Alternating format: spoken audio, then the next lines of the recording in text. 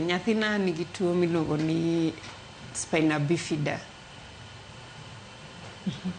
Koro spina bifida ni en gi higni 11 sani. To asebedo katiegra kode. Niwach ing'e ni stigma chako kuomwa jonyuol kasto koka dhi kuom nyithindwa. Koro asebedo ka riwra gi groups mang'eny mondo miyo kan gi penjo moro amora mathaga kata mathago chunya ma daka share gi jok moko maonge gi nyithindo mong'ol.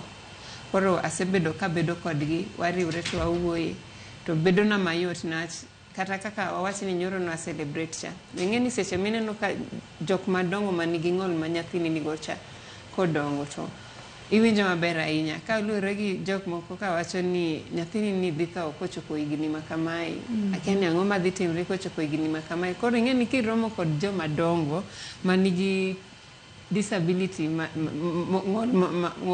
no, to kiromo kodgi tineno mana ni weche ber mbele kae. Niwach iyudo ka gitugo nyaka sports. Koro iwacho ni maracha be gombo ga sports, atim nang'o?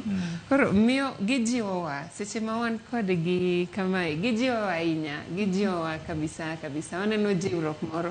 Koro miyowa wan be, miyowa mijing'o, wachako wajiwo jonyuol mabiro manyien. Waneno kaka wajiwogi mondo miyo kik gibed ga akwedano ahinya. Niwach akwedano osebedo kuom higni mang'eny. To mondo miyo iyud ng'amiyo mawuoyo kuom akwedano ahinya, onge ng'amiyo madwa wuoyo e akwedano. Niwach giluor kaluwore gi kaka maybe mother in law oseng'isi ni koro nyathi mong'ol to in kaka Morin bende akweda ma kamago ni kale tok kanisenyuolo nyathi manitiere kamano. Nikech adiera mana kaka iwinjo kaka Kennedy owacho ni seche moko kisenyuol to mana kaka iwacho ni seche moko